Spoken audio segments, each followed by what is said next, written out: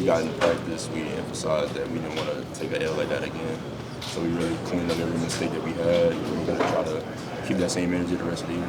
Talking about Louisville, you came in pretty much at the very end, but you were able to do quite a bit, spark a comeback. What was going through your mind coming off the bench in that game, and how you think you've been playing so far these last couple of weeks? I feel like it's been pretty good, but always could be better. And I'm not a perfect player. Just staying patient, waiting till my numbers called, cheering on my teammates as I should. So really just cheering them on as much as I can, giving them energy. And he told me he wanted me to give him energy, and I did exactly that. So. What do you know about Michigan State? They got a point guard. They got a great bigs. They really play through their bigs a lot. We got a lob threat, Cohen. So we got to make sure we see man, see ball, really try to contain the bigs as much as we can.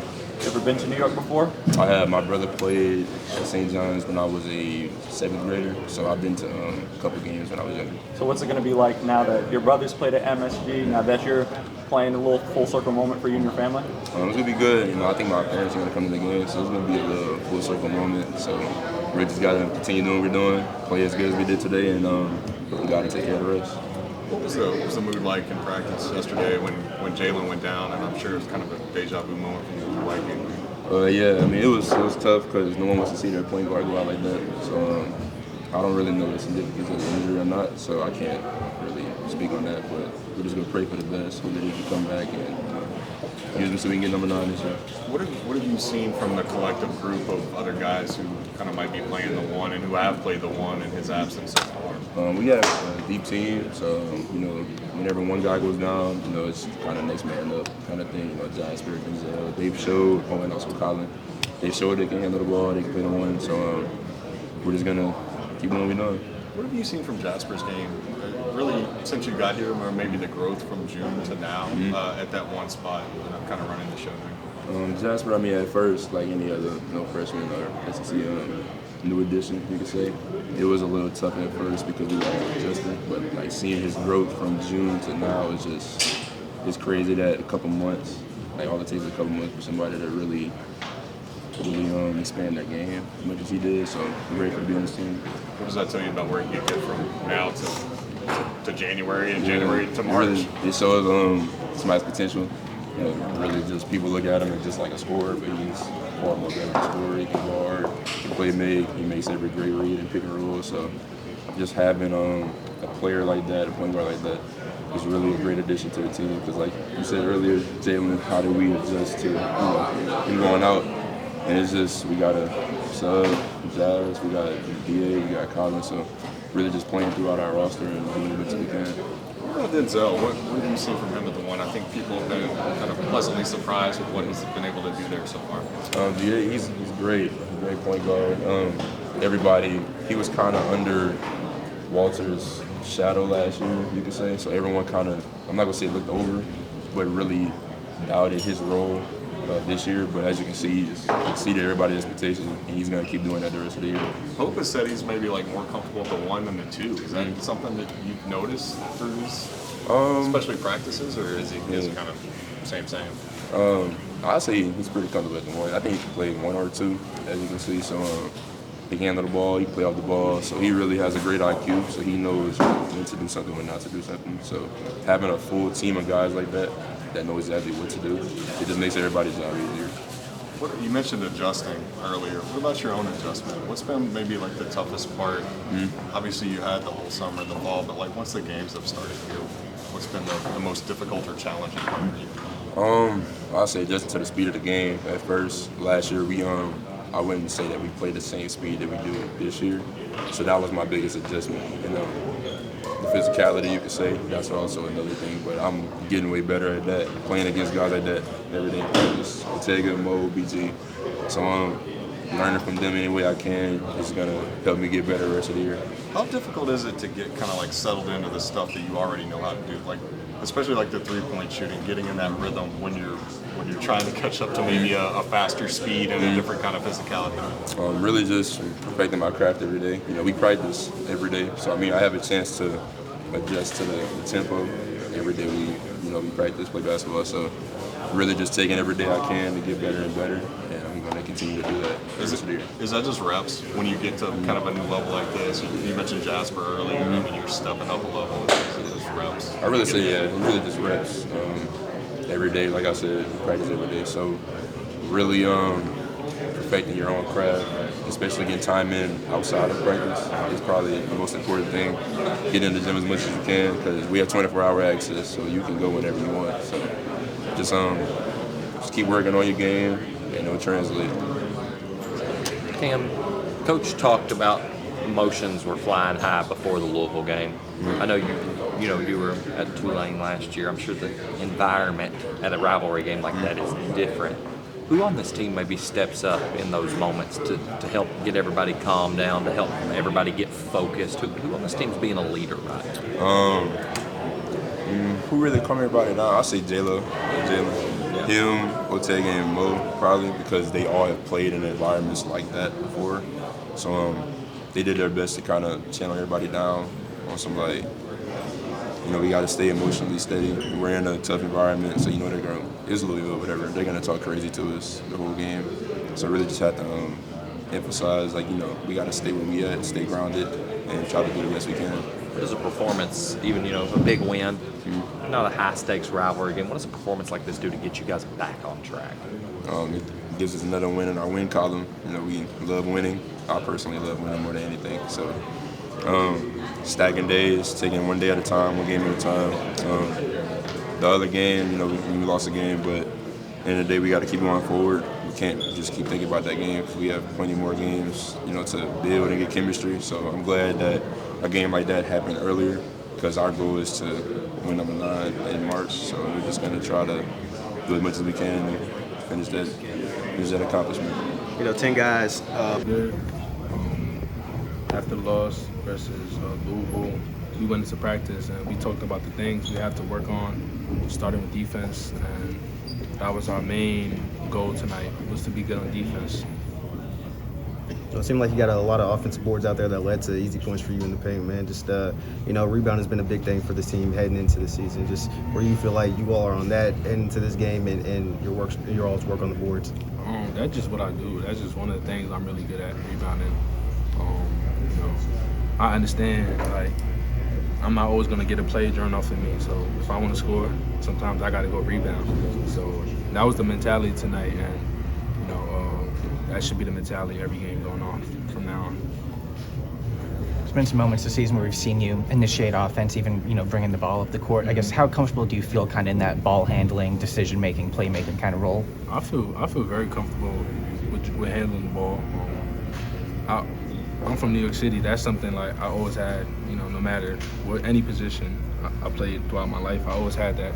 So I'm very comfortable in that. So y'all should tell Coach to draw up more plays like that. Well, we've seen what Coach Pope did last year with Andrija Williams and some other big men, just empowering them to make decisions on offense. I guess how much of that was a draw for you coming to Kentucky, and what's that like in practice when Pope and the other coaches are kind of empowering you to do that? They know I can handle the ball, so they just tell me to once I get the ball, start the break or give the pass ahead pass. Coach he told me that all the time. Just run the offense, start the transition offense. So that's been a big thing. Mo, you talked about being from New York. How excited are you for the Champions Classic, going back home, playing in front of those fans? Ortega had that moment last year. Man, I can't wait. I can't wait to play in New York. It's gonna be my first time playing in New York in my collegiate career. So, I'm gonna have family, friends come out to watch me, and it's at the Garden. That's every kid's dream to play at the Garden. So I'm looking forward to it. Did you attend a lot of games there as a child, and it's a full circle moment? Not as many, but I wasn't a Knicks fan growing up. Honestly, I wasn't a Knicks fan because it was okay growing up. But Who did you root for? I was a Lakers fan. Surprisingly, Kobe's my favorite player growing up as a kid. So, but I always kind of supported the Knicks, so I just wasn't a fan. Your coach talked about after the game and yesterday some emotions that went on pre-game before the Louisville game. Who's maybe stepping up? And you talked about maybe being a leader in the preseason, Ortega returning. Who's stepping up to help keep guys, and especially these young guys, new guys' emotions in check in these big moments? I've been trying to do that a lot. coming into this team, Coach told me like one of the things he wanted me to be is a vocal leader for the team. So, I've been the guy, or like one of the guys that speaks up when it's time to be spoken, too. So, me, Ortega, Colin been doing a very good job at it as well, and and even we got Malachi, even him being a young guy, he's one of our vocal leaders, especially like on offense or throughout the game. He's always talking. So we got some guys. Being that vocal leader, Coach talked about Brandon tonight with some tried on some home run plays that weren't connecting, had some turnovers. You're playing alongside of him a lot. What are some of the things that you're saying right now to him to maybe keep your head in the game, to keep him focused? I just told him like make the simple plays. Like we don't need to do any Superman plays to try to score. Like just make the simple plays. Don't get frustrated over a turnover. Just try to learn from what you did and move on to the next play. Like it's not the end of the world. He understood that at a point, and he listened to me when I talked to him. So. Well, you guys got back Trent today. Obviously, he went out in the season opener, missed a couple games. You got him back today. What does he bring to this team, and what did you like that you saw? Trent, he brings a different kind of energy. He brings good three-point shooting. His passing has gone better throughout the year, and I think we need a guy like that definitely on the court, like a guy like Trent. He's always making shots and stuff and doing the little tough plays. You mentioned transition earlier. I think you all scored like 24 fast break points. It seemed like you all were throwing that lead pass up ahead a lot tonight. Was that kind of an emphasis heading into this game for you all to, get that offense going really quick and scoring at the rim that easy? Yeah. We just trying to go back to our roots and go back to what we've been working on all summer, playing fast and transition. And after the last game, we went into practice with that mentality. We got to play fast and transition, and we have to have the first 3 steps on defense and lock the team up. So that's been the mentality ever since the loss we had, the lesson we had. And we came out tonight and tried to implement it as much as we can. I think I could play it if it was ever needed. It's just like we have similar runs for the 4 and 5 with both players rim run and then play our trail actions and everything. So and I can maybe when I play on the 5 I can attack with pick and pop games. So I felt really comfortable playing that. It's not. I used to play it sometimes back home. So yeah. What did it mean to bounce back tonight after the loss to Louisville on the road? I mean, it means a lot. We know that this team is not a Louisville level team, but it means a lot for us to get this win. And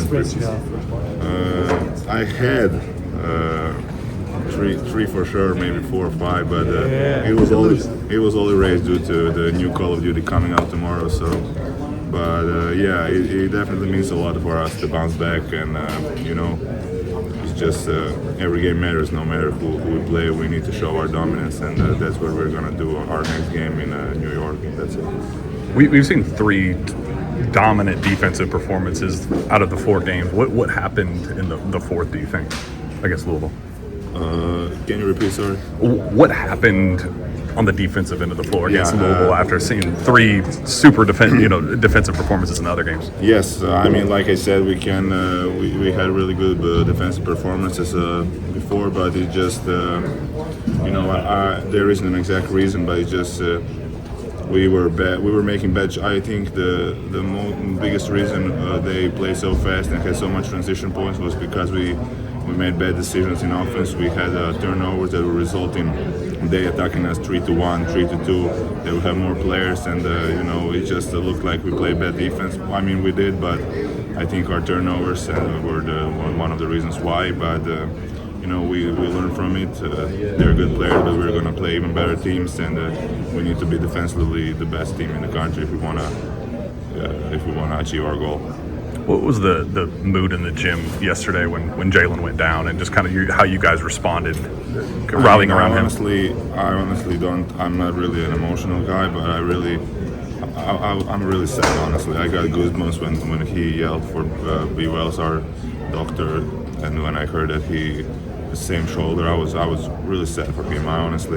He's a really good human being outside of the court, very good player on the court, and I know how much this means to him, and I know how much he hates this, and how although he's not showing it, I know how sad he is, and honestly, I'm honestly sad for him. Very sad, but we need to stay strong for him. We don't need to show that. It's nothing special really for him. He'll bounce back because he's a strong guy, and we shouldn't make a big deal out of it. He'll be back sooner than later.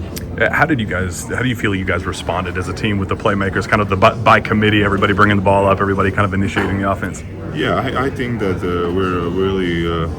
I think we're a team that no matter what player is missing, it doesn't feel like it's missing because we really have a lot of players on each positions, and if when Jalen went down, Aberdeen, Chandler, Jasper, everyone steps up. It would be the same thing if someone else went down. Some other guys would step up, and that's just the beauty and the strength of this team.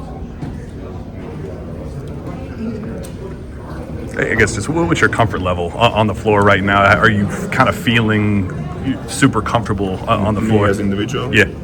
Yeah, I mean, definitely I kind of know when I'm going to get in.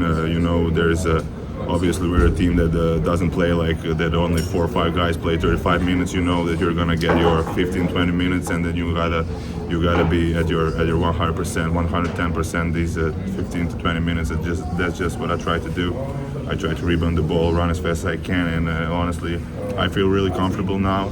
Although I shot like 1 for 4 threes, I'm really comfortable shooting it, and I feel really good in this playing with these guys in this system. So I'm expecting it to be much better, and against much stronger teams. How would you describe your comfort level now as opposed to like when you finally arrived and started practicing?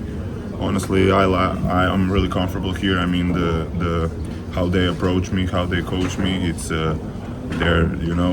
when you mess something up, they told you, but they also you get some little punishment, but I like that. It's really good, and I'm learning every day, and I'm feeling really comfortable. These 4 games we played, I felt really comfortable on the floor, and I think that I'm bringing a really good spark when I get in, no matter how much I play, 10, 15, 20 minutes, that I always bring some spark, some energy, some good moves, and I feel really comfortable now, and I can't wait to play another games, honestly. Coach Boat, just talk to us about ladders. Have you experienced this fun? What is that? What is that? The ladders, I suppose that's running. Oh yeah. We had some. If you don't sprint to defense, you run, and that one of the last plays, Jasper threw me an alley-oop and I dunked it, and I hang on the rim, so that counted for not going back to defense. So, and I got a few of them, but luckily they were erased in the last moment. But it's going to be a different story in New York.